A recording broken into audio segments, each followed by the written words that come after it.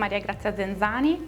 I'm a conservator restorer and I obtained my diploma in Florence as a conservator of paintings and polychrome sculptures in 2002, and in 2007 I graduated in technologies for the conservation and restoration of cultural heritage. I had several years of experience in Florence, Ravenna and Malta. I am Valentina Lupo.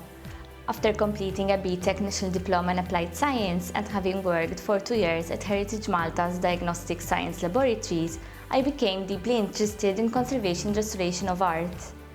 2 years ago, I completed a degree in Conservation Restoration Studies with a specialization in paintings and polychrome sculptures. Last year, I have teamed up with Maria Grazia Zenzani and Simon Dimec and established Atelier Del Restauro. Atelier Del Restauro is a joint venture between Maltese and Italian conservators who are specialized in the field of conservation of works of art.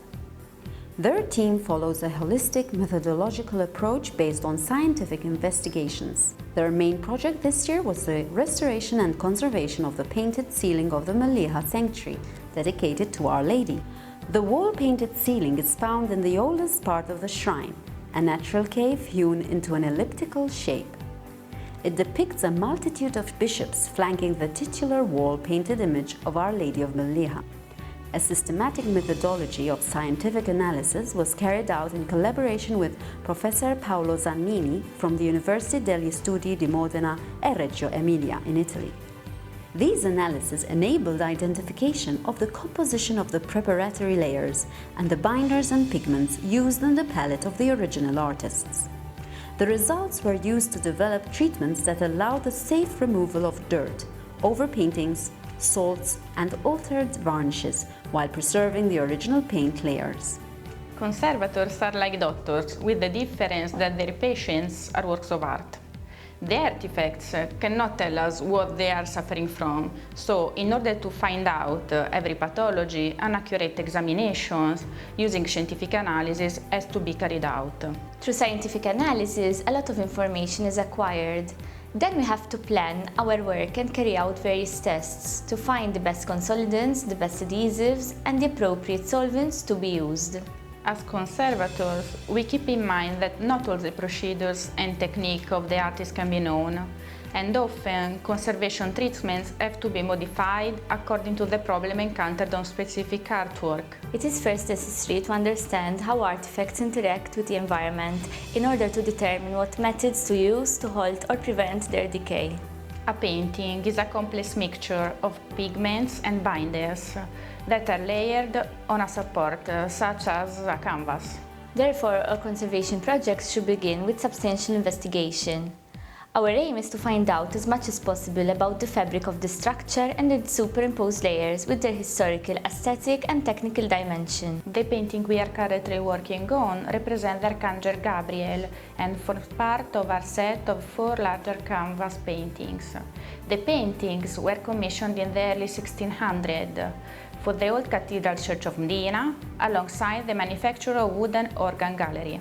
The painting is first examined in normal light, keeping the light source in front of the painting. Then lens visors are used to help evaluate its overall condition from close. This can give a preliminary assessment of damages on the surface, color alteration, losses, and reveal previous restoration efforts. Baking light is then used through a projector with the light falling at an angle of 90 degrees with respect to the surface of the painting. This kind of light can highlight cracks and crevices, bulges and deformations, raised paint and brushstrokes. Further studies then carried out using transmitted light. In this case, the source of light is placed at the back of the painting. The painting is viewed from the front, whereby details are revealed about the thickness of the paint, knots in the canvas and tears. Observation under ultraviolet light gives valuable information on the varnishes and glazes used and shows area of previous restorations. Further methods include investigation of the painting using infrared reflectography. This allows the conservator to look under the layers of paint and get a glimpse of the initial sketch of the artist. Microscopical analyses are also carried out. Usually a tiny sample of yarn from the canvas support is removed from a lacuna to assess the susceptibility of the support on the paint surface. The sample is analyzed under binocular microscope. This is done so as to deduce whether the canvas is made of flax, hemp or cotton. In order to carry out a more detailed analysis, our samples are taken to Heritage Mold Diagnostic Science laboratories at Bigi. Stratigraphic analysis of the paint layer is carried out to reveal the types of pigment used, the layering of the paint, and any overpaintings. Prior to a cleaning intervention, histochemical tests are used by means of stains to identify whether the binder of the paint is an oil or a protein or both. Once the binder is identified, we carry out a different cleaning test. For example, if we find out that the binder is a tempera, a cleaning methodology using buffer at different pHs is used. A thickening powder is measured using an electric balance, mixed with distilled water and stirred in bain-marie. The thickener will permit to control the treatment on painting surface without giving excess humidity to the painting. Hence, a buffer solution of pH 6 was prepared and mixed with the thickener. The buffer keeps the pH from changing on contact with the surface to be cleaned. We firmly believe in the importance of the preservation of our artistic heritage for all future generations to appreciate and enjoy.